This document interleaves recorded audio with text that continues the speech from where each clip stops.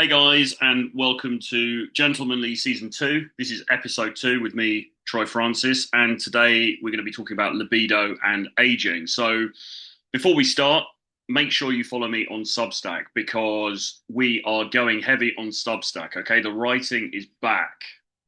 The blog posts, the essays, the fragments, whatever you want to call them, are back. So, Substack, join it. You will automatically be added to my email list. It's absolutely free.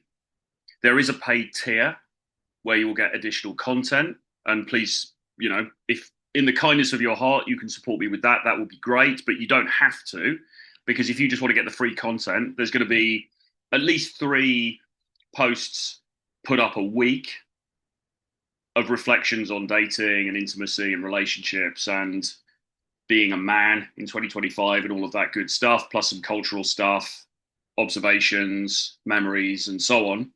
So it's all helpful stuff.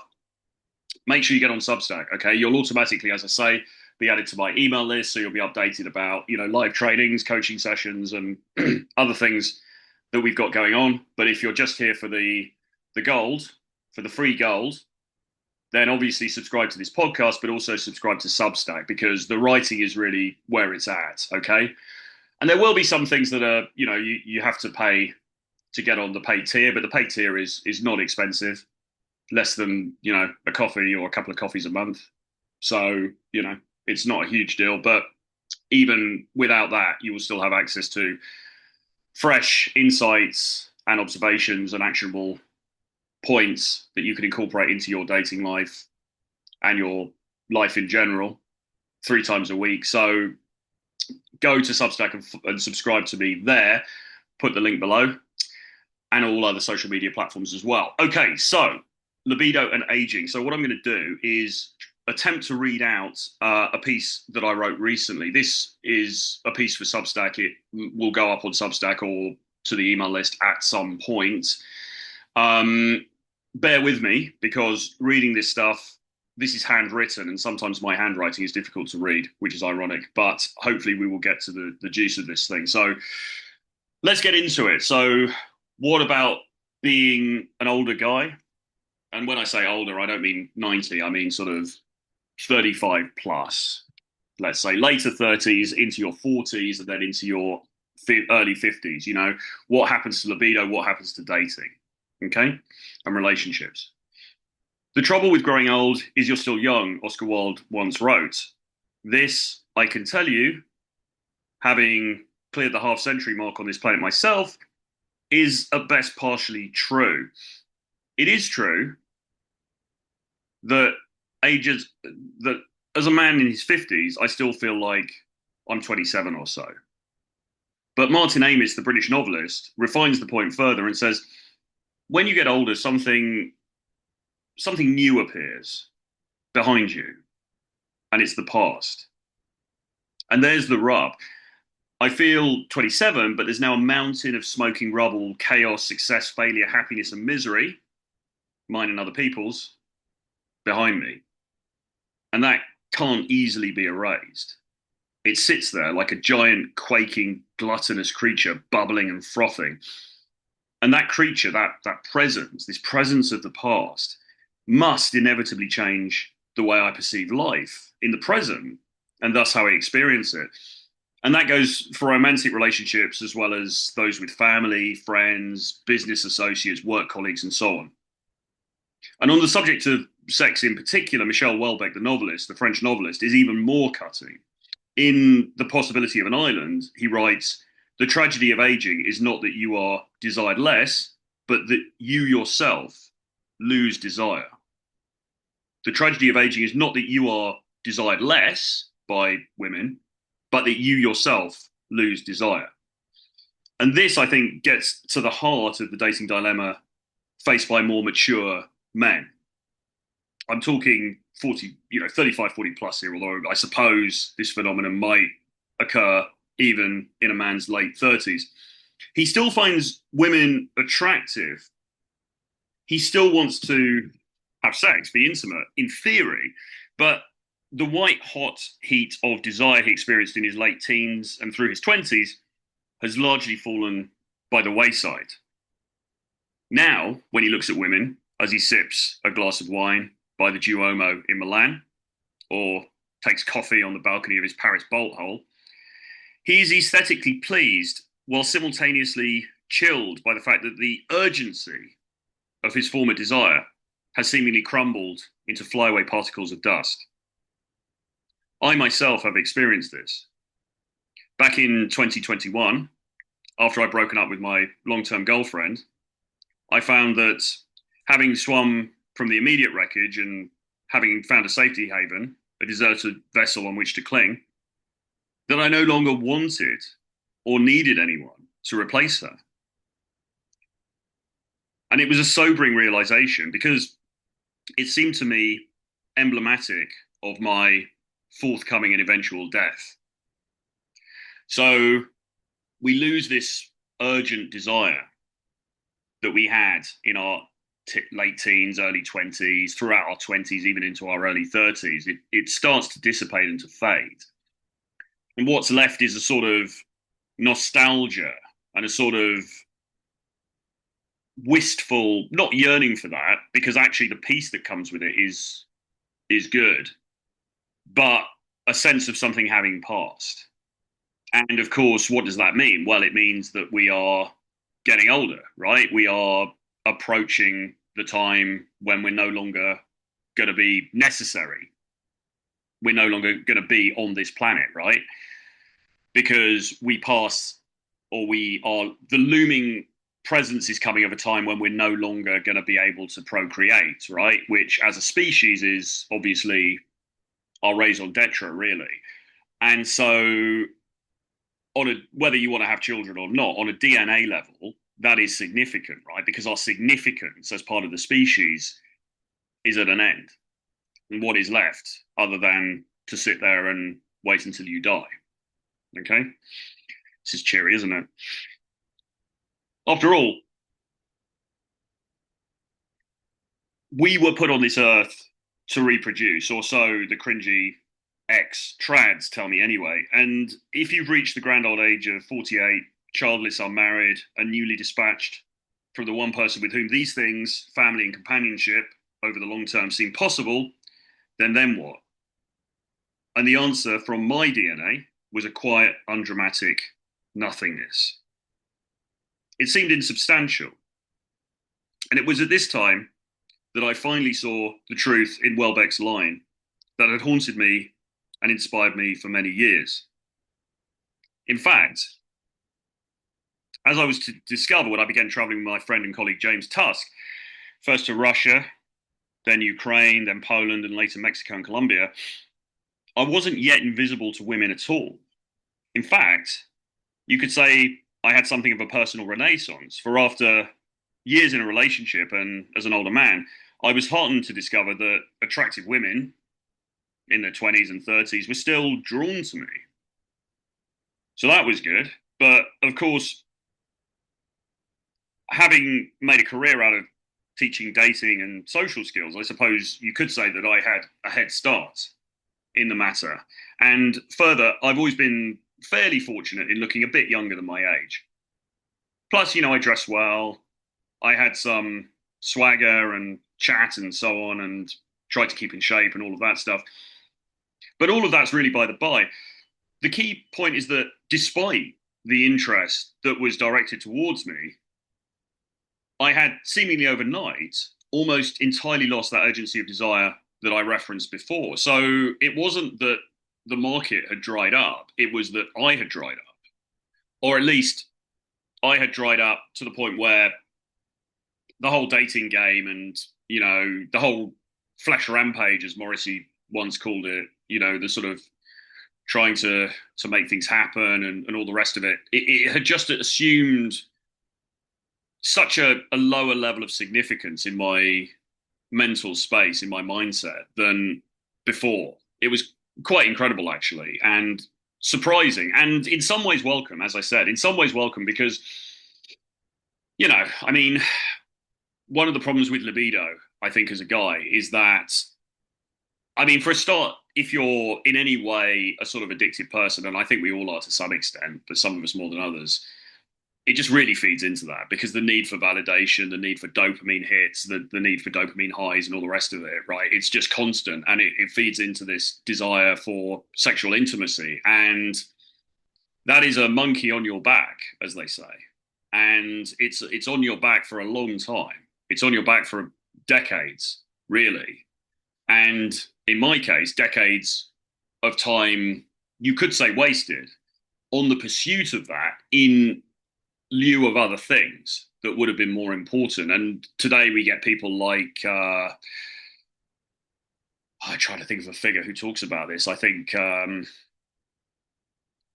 well, there are creators in the male space who would say things like, you know, you should spend your 20s building your career, right? Building a business, right? Building yourself up financially. And we can argue about the extent to which that's true, but it was something that I completely forewent in my life, right? And do I regret it? I mean, in a way, probably, yeah. Um, we're also at an advantage in 2025 because it's much easier to start a business. It's much easier to do your own thing now than it was back when I was that age, right? Because of the dawn of the internet and social media and online tools and today AI and all that stuff. But, you know, I mean, back in the day, doing something for yourself was quite difficult. But I mean, my career, which was a corporate career at that time, also lagged. And it lagged partly because I was, you know, drinking a lot and indulging in naughty substances and so on. But it also lagged because of the romantic obsession, you know, the obsession with if I just get with this woman, I will be okay, right? Or if I get enough sexual applause from the audience, as it were, then that says something about me and I will be all right. Okay. And it's not purely a desire for validation. It's also the DNA tug, right? It's the DNA tug to reproduce that is driving us. But with it comes a big side order of I want validation. I want to be seen. I want to be seen as an adequate or, you know, above average sexual prospect. I want to display that in front of other men. You know, all of this stuff, right, comes into the equation. And all of it really is a waste of time because nobody really cares about what you're doing. I mean, they might seem to a little bit at the time, they might seem a bit envious or whatever, but they don't really care. And in my case, in the case of other people that I've known over the years, right, you can waste decades with this stuff because it's gone off. It's like a globe falling off of its axis and sort of rolling down the street. You know, at first, the globe had a purpose and it spun around, but it spins around so that you can view the countries. But when it falls off the axis and it starts rolling down the street into oblivion, it no longer has any purpose. It looks like it's like a football, right? Or it's like a tumbleweed, you know? It's become unmoored. And that's what happens with addictive tendencies and addictive behaviors and also with the dating stuff, right? If you're not careful because it runs away and suddenly you can't catch it and suddenly you have no purpose anymore other than that, which is, I mean, from a sort of decadent nihilist point of view, kind of makes sense because if you forego the idea of a god or a sort of religious purpose in life, then what else is left, right? You might as well chase your own pleasures. But, and that's not an idea that I'm entirely opposed to even now, but the problem with it is it doesn't really work.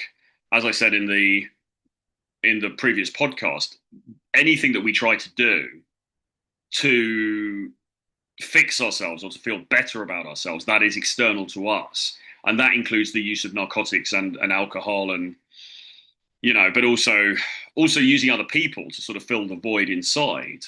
It always backfires, unfortunately, because none of these things are permanent. I mean, they might be permanent. If you get married and you're together for the rest of your life, okay, that's permanent. But maybe the state that you had at the beginning with that person isn't permanent. So you're still with her, yes. You're the old couple who everyone thinks is cute and, you know, you're still holding hands at 85. But are you actually getting the same thing from that? Is she getting the same thing from that as when they met in their 20s? And maybe they're getting something better now. I'm not, this isn't like an anti-relationship or anti-marriage screed by any means. But what I'm saying is that in the main, these things are certainly drug highs and alcohol, lost nights on alcohol and all the rest of it are temporary. And the problem is that then you wake up and you're left with yourself. And equally, whatever your relationship status, whether you want to be married and in a long-term relationship or, you don't, and you want to be in more short-term things for the time being, that's your choice. But you have to recognize, and it's such a well-worn, trodden cliche and trope, but you can't obtain happiness from other people, right? There has to be this sense of self. There has to be, and happiness also is illusory, really. I mean, we have moments of happiness, but is it a sustainable state?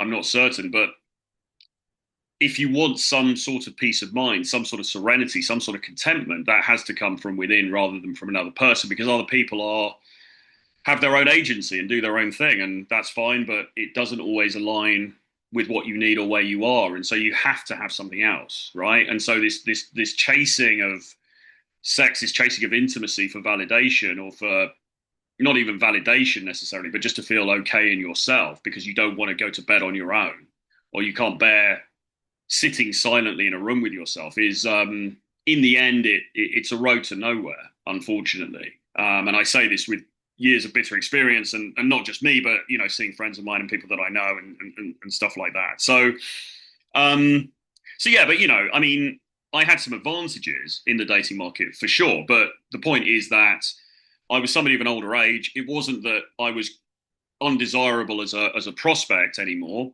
but that I myself was less interested in the whole dance. And that just came about naturally, I think, through age. I don't think that was any kind of conscious thing or whatever. Age and also experience, right? I mean, experiences also affect us, right? I mean, we fall in love, we come out of a relationship. I mean, there's only so many times that can happen to you before it sort of changes something, right? I don't know. I'm not sure how many heartbreaks is possible for really sustainable for anybody to go through in their life. I think something does get fractured, something gets broken, and maybe that can't really ever be fixed. And so we do change over time. And as I say, there are good and bad things to come out of that. But the loss of the sort of the drive, the white hot urgency of before led to something of an existential void. Because if not sex and intimacy and relationships with women, then what? And, of course, I'm not claiming to have been celibate throughout, 21 to 24. There were assignations and interactions for sure, intimate interactions, but these would usually end with me withdrawing. Doubtless, having some poor woman wondering what the hell had happened, what the hell she'd done, since, on paper at least, her value in the dating market was significantly higher than mine. And yet I would be the one to sort of withdraw, really through apathy and disinterest. Not because she'd done anything wrong or she was a terrible person, but just literal ennui, as Baudelaire talks about, as the decadent poets talk about, right? Ennui, this just sort of acedia, this just sense of listlessness, and what is the point of this, right? And, I should stress that I didn't do this as some kind of game tactic or, in order to play the fields at all, because that wasn't anything like what I wanted, right? Because this change had come over me. I behaved in that way simply because my biology was in control, and my biology was saying, no, not this, not for too long anyway. But that existential void I spoke of, what was it to be filled by? I suppose inevitably work and the novelties of travel inhabited it. And then later, as things began to collapse into illicit and prescribed substances started to take hold, and finally getting back together with that original girlfriend 3 years later, there were a lot of changes along the way. But for a time, and even throughout the subsequent chaos, it didn't seem all bad because finally, after so many years, decades, that monkey was off my back, although the circus was still in town, as I was yet to come to understand. By this, I mean that the unrelenting drive towards eros, which in many ways had imprisoned me and controlled my life for so many years, had now faded. And in the soft light of weakened desire, I was finally able to see that there was more to life than casual hookups and tormented, emotionally exhausted intimacy. And now suddenly, my joy in content creation peaked, and I even scored some of the most viewed videos of my YouTube career, usually solo think pieces with me wandering city streets in London, Berlin, New York, and so on, reciting slightly depressing essays on my current condition that were, and there were also pre-scripted monologues as well that I read to camera using a dictaphone app, a dictation app. Sorry, what do they call it when you read the words off the screen? Anyway, one of those. These were short prose pieces, really, prose poems, if you like, reminiscing about my ex, thinking about my mortality and things like that. I treated those little videos very seriously. I wanted them to be polished, almost as though they were French chansons, French songs, little polished jewels in the Aznavour tradition. And Charles Aznavour, by the way, still remains one of my favorite artists. So if you're not aware of Charles Aznavour, look him up. There's a lot of stuff that he recorded in English, which is really, really great. Sort of 1950s, 1960s. I mean, he died a few years ago, but yeah, singer of great French ballads and French pop music. So have a look at him. But you know, and these things worked, right? These videos that I made, these think pieces, these written monologues, they worked. I mean, the views, they weren't stellar, but the engagement was huge. I mean, guys really seemed to buy into it. They seemed to really, these videos seem to touch people in a profound way. And this, by the way, again, just to clarify, is what for me replaced the void of chasing intimacy and all that stuff. It was doing this work, and obviously the use of drugs and alcohol, which I hadn't used for a long time. So these really seem to touch people. And judging by the emails and the DMs that I received,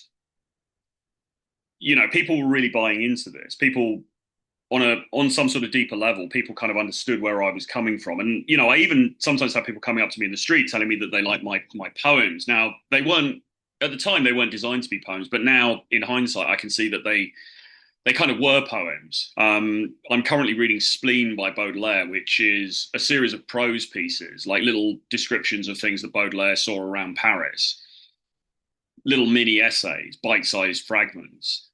But he regarded them, and they are prose poems, okay? And what I see now is that that's what I was doing when I wrote those monologues. And some of them, they're still on my YouTube, you can see them. Some of them were recorded in Russia. So I remember recording a number of them in Moscow, and then elsewhere as well. Pre-scripted things, And this was where my creative energy was going. This was where the sublimated sexual energy was going. And I mean, even Napoleon Hill talks about this in Think and Grow Rich, right? We have the sexual impulse, but really it's more worthwhile to direct that towards something creative, right? Some kind of creative outlet, rather than mindlessly just trying to hook up with people. In addition, I found that my interest in life around me was blooming and flowering in a way which you hadn't really done before. And all of a sudden, I was fascinated by things like politics and economics and art and architecture and religion and nature, even in ways that I really hadn't been before, because everything had been shut out by that great desire, for intimacy. I mean, looked at generously, my life before this had been that of a modern day decadent libertine, really. I was deliberately living in a frivolous way because I felt that there was no meaning, or I believed that there was no meaning to life. And so why not? Okay.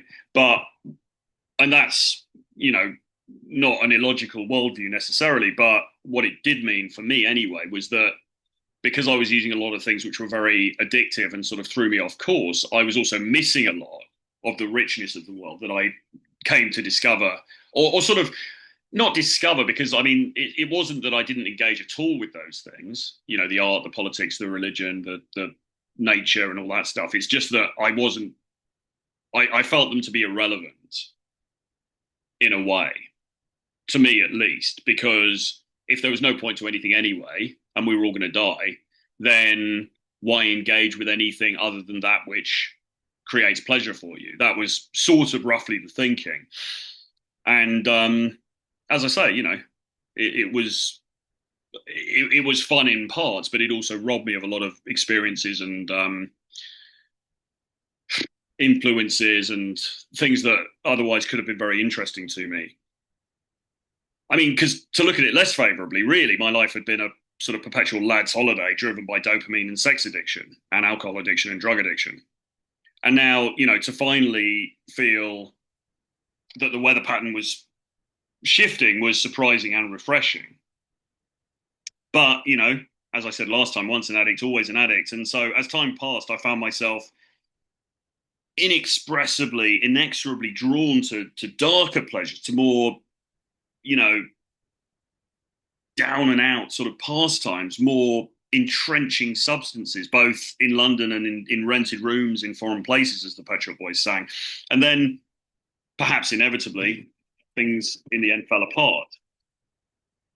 And sifting through the wreckage of the recent past, and if you don't know what I'm talking about, listen to the last podcast because I go into it in more detail there. You know, all the promises broken, the friends lost, the memories tainted and soiled, the humiliation, the despair. I can today feel more orientated towards life than anything else, actual life, rather than these addictive practices. Yes, you know, 2024, 2025 have been tough for me in many ways, but now in the calm and sometimes even tranquil quiet after the storm, I see that what is left behind from all of this is me, blooded but unbound, ready again to discover, to create, to work, to write, to create, you know, to make things and put things out into the world. And, you know, forgive me if that sounds pretentious, but I'm just trying to keep things as real as possible here. I often meet other men my age or older who are still on the old flesh rampage, as I said Morrissey sang once. You know, they're still out there. They're still trying to make things happen in their dating lives. And this is people who I work with as clients and other friends of mine, but also just civilian people that I know in real life. You know, I was talking to a guy the other day about his love life and all this crazy stuff that was happening, and he's older than me or a similar age to me, and I was like, well, it was odd. It was surprising because I'm not really in that place.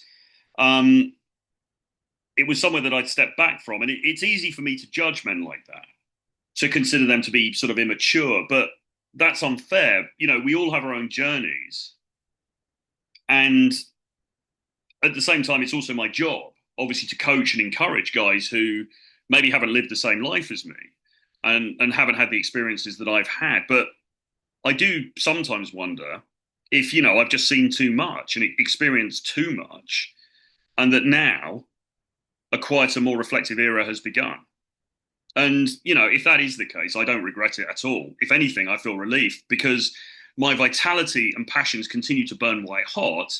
It's just that right now they're not pointed in the direction of Venus in the way that they once were. So I hope you got something from that.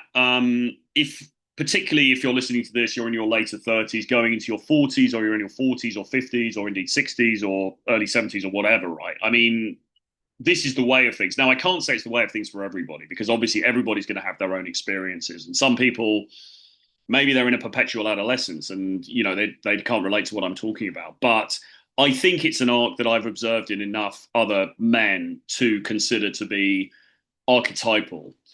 And thus, I give you my experience of it. And my experience of it is that, yes, libido does fade over time, not necessarily in the context of a relationship, but it fades in terms of the urgency of trying to meet new people, trying to make other things happen. It does, or at least it does in a lot of cases. And that is not a bad thing.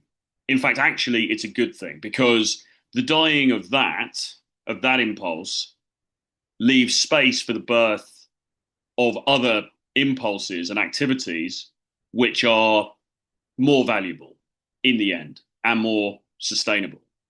It doesn't mean that we turn our back forever on eros, or that we wave goodbye to our sexuality completely, but it does mean that there is a shift in perspective, and we are no longer so focused on that one particular goal.